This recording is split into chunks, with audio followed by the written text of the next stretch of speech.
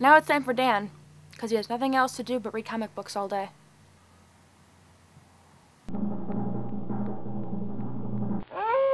Once again, something wonderful in my life has been turned into a giant crap fest. It's time for another Sweet Talkin' Dan review. This time Dan takes a look at Shadowland's Blood on the Streets and Avengers 3. Hey folks, how you doing? Comic Book Man here. Welcome once again to my video outhouse. I'm joined by Sweet Dan Sweet, which of course means it's time to do some sweet talking with comics here with Sweet Dan Sweet in the video outhouse. As always, the outhouse is located at Alternate Reality, which is at the intersection of 111th and Kedzie in beautiful downtown Mount Greenwood. Alternate Reality are all new comics, including these. Yep. That are part of his review today are 15% off every day for everyone. And today, Dan has a Marvel Firsts show. Yeah. What are our firsts? Our firsts are Ultimate Avengers 3, #1, and Shadowland Blood on the Streets, #1. Which you want to go with first? The top one. Top one, which Top is one. Avengers 3, #1. So, what's up with Avengers 3, #1? I see vampires. Of course. I see vampires. I see vampires everywhere Some these people days. see dead people. I see vampires. I see Same vampires difference. a little bit too much these days. I'm Really? thinking. You know what? They're running a story in X-Men about the king of the vampires being killed and a new leader rising up and all the gangs unifying and trying to take, mutants into the fold and superheroes and stuff and make them into vampires. And in Ultimate Avengers 3, it's a hugely different story where the Lord of the Vampires is killed and a new guy rises up and they try to unify the clans and they want to bite superheroes and take them into the fold. And wait, did I say it was an entirely different story?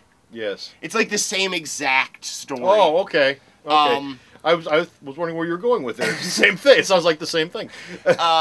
You know what? It's cool. And yet I don't know if it follows completely in step with the previous two series. Okay. Millar is doing these 6-issue runs, as opposed to a regular series. One regular ongoing series. He does these little 6-issue arcs and he gives them a new number on each one, and he says they're all parts of a whole. Don't miss the first issue.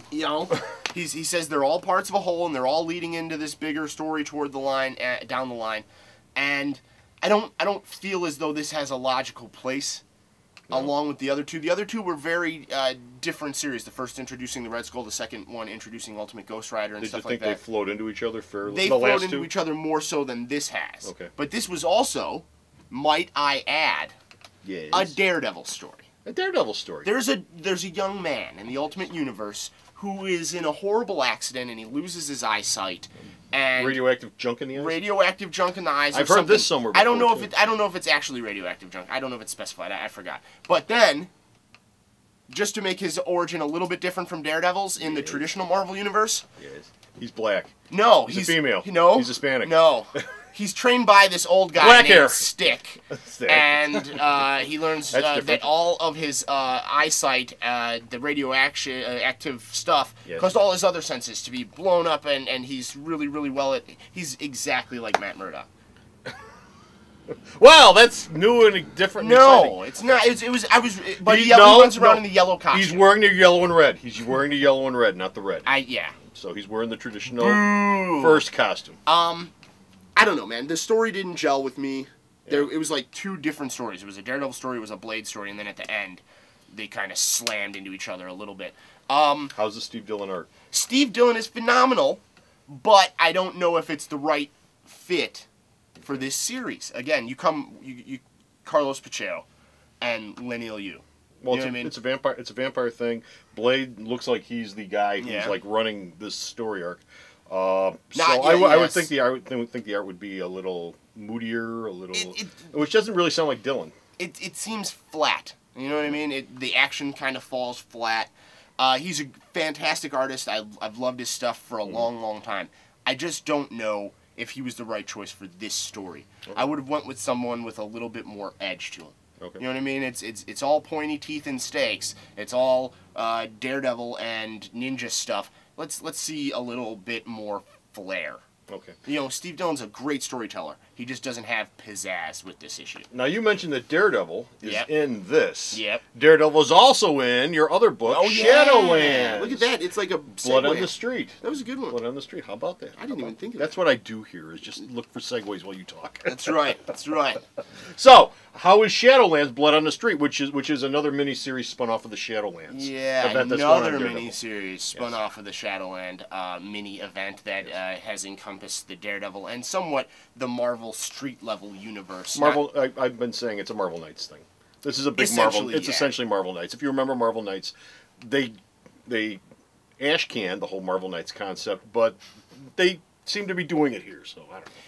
What they're doing is they're elevating Matt Murdock to this bad guy status. They've been teasing that there's going to be a new Man Without Fear, showing up in the Marvel universe or whatever. I haven't really enjoyed the miniseries proper, Shadowland. The main one? So much. Okay.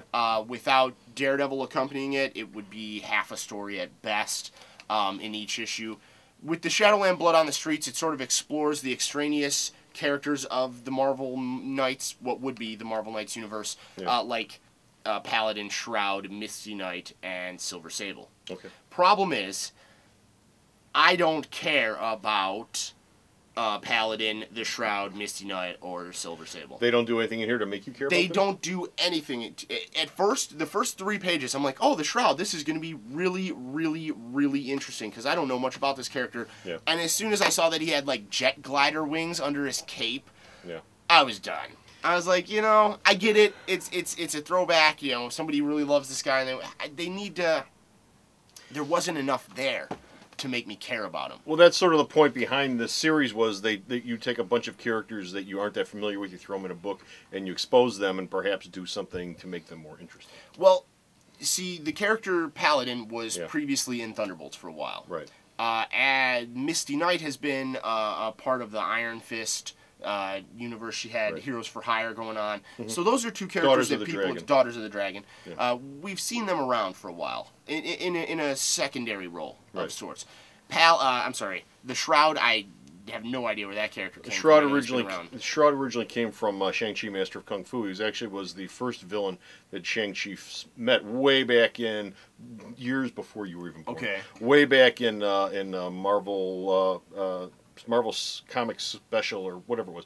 Where Shang-Chi first appeared was Marvel Comic Special, I think. That's not the name of it. It was something. But it's 2 issues, and then they changed the numbering into Master of Kung Fu. It was like Premiere?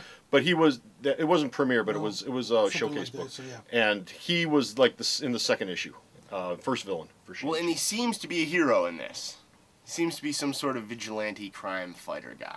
Well, the character was also killed in that issue. They first showed up, but he's like all good characters. He always comes back. See, because he's a vigilante. They even specify. He's changed over the years. He originally showed up. He was just wearing a black hat and a black cape and a black full face mask and a black suit. Right. He was a Shroud. See, the thing I really liked was I feel the art in this is superior in every way to the Shadowland proper miniseries. So the art's good. The art is phenomenal, but I don't think there was enough of a story there to really keep me hooked. There was nothing clinching my attention and saying you got to stick with this. This is the one extra miniseries you can afford to throw down $3.99 on. Right. When there's already so many others shipping. You know what I mean? They've pumped this Shadowland thing from a mini event to almost like a maxi series of sorts with all these different tie-ins and stuff. And I don't know. I'm kind of not digging it in general. So this one, Shadowland, is, and Ultimate Avengers is.